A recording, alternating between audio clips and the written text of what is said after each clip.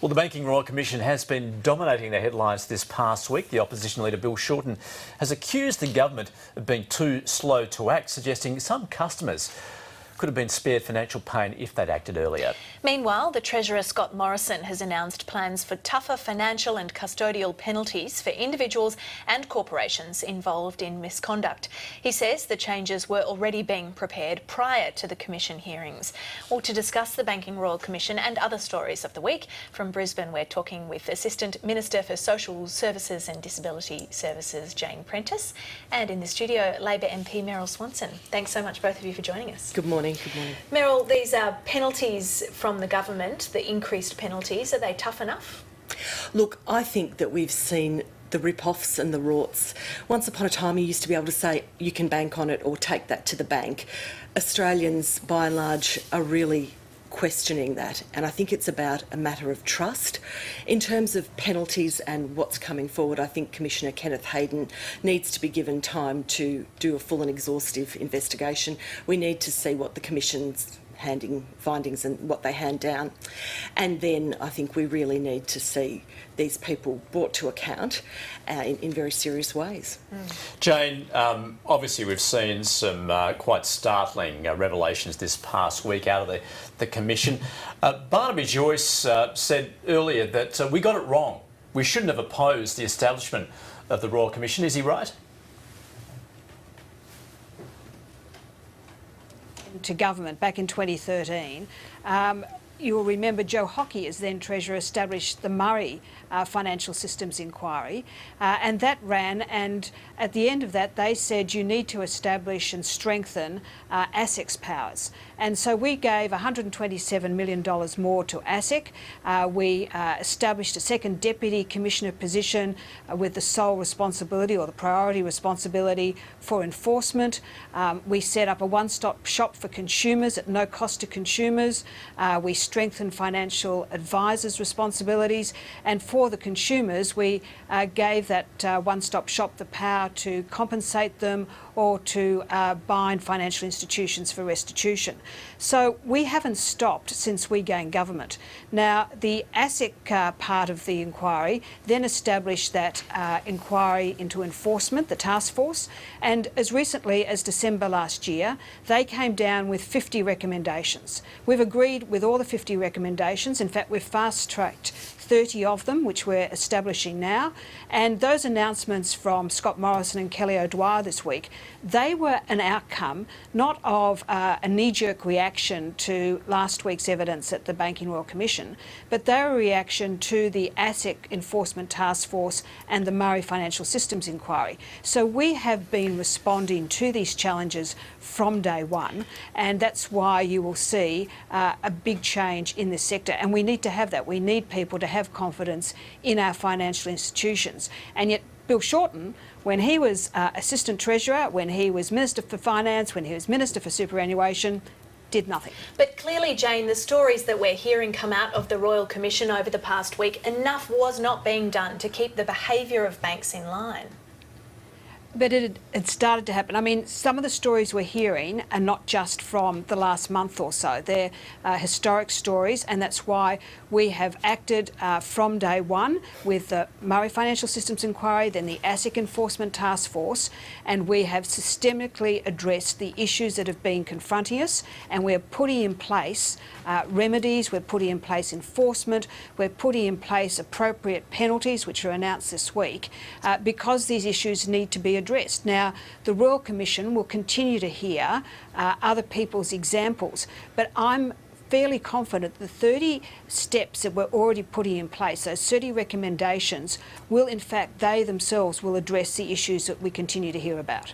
Yeah, Meryl, what do you make of that point then, that the government is shedding it part of the blame at Labor, saying last time you were in government you should have done more? Look, I spent last evening with Wayne Swan, who was at pains to recollect history and say that when he was Treasurer, as far back as that, he was trying to make recommendations and putting forth recommendations about changes to the financial institutions and also to the banks, and they were absolutely opposed at that time by both the Turnbull government, as we see now, and those that were responsible for the government at that time, and also by the banks themselves. So There has always been big institutional pushback, and I'm sorry, but I don't agree with Jane at all, working from day one. This month, it's 2 years since Labor called for a Royal Commission into the banks. We have known, we've been out, we've heard the stories that we're starting to hear this week. And one of the big things with Royal Commissions of any kind is that people feel that they've been heard and someone believes them. We're actually saying to those people that have really been ripped off and slighted by the banks, we believe you, we know that this has happened to you.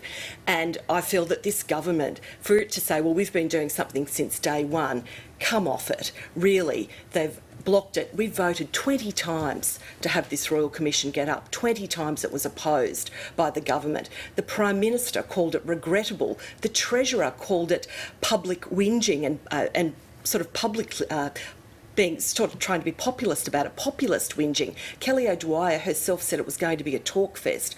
Well, I think that we have seen the full breadth and depth of the problems in the banking sector and the cultural problems. And I put it to you that it's not only cultural problems within the banking sector, we have cultural problems within our government when the Prime Minister, the Treasurer and the Minister of the Crown for Finance are describing a Royal Commission as regrettable, that there needs to be deep cultural change within this government as well. Jane, your response to that? Well, Meryl was just saying she was talking to Wayne Swan, who, when he was Treasurer, said that he knew something had to be done. Well, you know, I say to Wayne Swan, who was Treasurer, and Bill Shorten, who was his Assistant Treasurer, you had the numbers. Why didn't you do it then? Why wait another 4 years and then start whinging? Why didn't you, when you had the opportunity, why didn't you do something about it? We have done. The coalition government has done something about it, and you'll see those 30 recommendations implemented immediately as a priority, and the other 20 we believe will dovetail into the recommendations from the Banking Royal Commission, and we will be delivering those at the end of that. All right, let's move away from political point scoring. Jane, do you feel as though there is a conflict of interest within banks at the moment, certainly as far as offering advice on products that they sell themselves? Look, I have to say I've never been a great fan. I was a woman trying to set up a new business, and you can imagine back in the 1980s how helpful the banks were to me, or not, as the case was.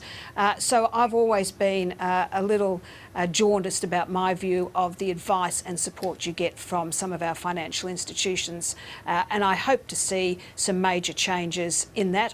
I do believe there should be a separation between people who benefit from the advice they give. I'd like to see some more independent advice, which is why I personally use a financial advisor. Meryl, what sort of change would you like to see, and how long do you think it will be before, I guess, the trust is restored to the banks?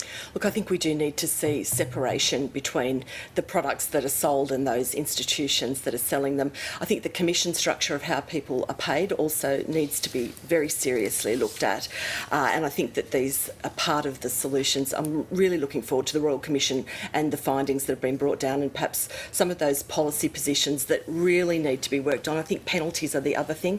I think that people that are responsible for large sums of money and people's welfare and livelihoods must be called to account and must do their job ethically. That's the bottom line. All right, let's move on to other news of the week. And Meryl, we have had Josh Frydenberg, the Energy Minister, still trying to convince the states as to the merit of the National Energy Guarantee. Where do you feel as though this is going to get up and there's going to be full support for it? Look, we've offered bipartisan support for this, Andrew, because we know we've had 6 years, in fact it's closer akin to 10 years of policy failures around energy in Australia, and we're languishing from it. And if you'll indulge me for a quick moment, in January I had to have a routine blood test. The pathology collector, she said to me, you know, it's going to be 45 degrees tomorrow, Meryl. I live on my own, but I'm actually thinking, can I afford to turn the air conditioner on? Now that's January 2018 Australia. Where are we going that we've gotten ourselves to a position that that's a reality? And it's not just about comfort and livability and affordability of energy. It actually sheets home to jobs as well, because we've got the small businesses, the large-scale industries. I have Tomago in my electorate. It produces 1/4 of all the aluminium in Australia. It needs reliable electricity. Now, they are very concerned. The year before last, 12 months ago, we had to shut down the plant for a time so that we could keep the lights on in New South Wales. how have we arrived at that position in Australia in this day and age? We've got, you know, an abundance of renewables. We've got the smarts, and this government has just let us down. The policy void has let us all down, and it's really time now for Josh Frydenberg to do what he's paid to do his job and get some policy up so that the country can move forward on energy. Jane Summer calling for the emission reduction targets to be adjusted, saying they're too long. Is there too low rather? Is there room to move on that? Well, I think Meryl highlighted the most important issue around this, and that's the reliability of power. We must have reliability for our businesses, for manufacturing, for our mums and dads at home. So that's number one. And number two, hand in hand with that goes the cost of it. So they're the number two priorities that we must get right. And as we know, power is really the responsibility of states, but because of the failure of state governments, particularly in South Australia and Victoria where the costs have skyrocketed, the federal government has had to step in and trying to work together to form this National Energy Guarantee. Because, as Meryl said, in this day and age, we have to have reliability when it comes to power supply. So the beauty of the National Energy Guarantee is we are still leaving it to the states, which it's their responsibility, to work out how they want to supply that power, what sort of mix they want of different types of power, how they want to deliver new renewables or coal-fired power stations. That's still going to be part of the discussion. The important part, number one issue for my mums and dads, for my constituents, for business, is reliability and cost. All right. And we've got to get that right first. Jane, we're almost out of time. Anzac Day is just a few days away. What would you like Australians to remember when this day comes along? Well, of course, this is an important bipartisan issue, and we just want Australians to take some time next Wednesday and think about the men and women who made the ultimate sacrifice to give us the democracy that we enjoy today, this wonderful country, and the security that we enjoy here. And I also remind people that for many of our returning veterans, these days they are quite a few young men and women who've been overseas, who've done their bit for Australia, so please pay them appropriate respect. And on a little bit of an interesting side point, 100 years ago, my great-grandfather was the Minister for Defence, and Mel will be interested to know he's actually the Labor Party Minister for Defence. There you are, Jane. That's wonderful. Well done. And look, Anzac Day is, as Jane has said, it's a very important and special day to reflect, but also we're seeing children learning in schools. You know, in my electorate alone, 2 local historians have created 2 beautiful books that talk about Anzac and the commemoration, but also post-traumatic stress. Yeah. So they're learning about the context of why we remember, but also some of the tragedy and difficulty that came along at the time and how it has impacted their lives and our nation. Yeah. All right, Meryl and Jane, thanks so much for that. Thank you.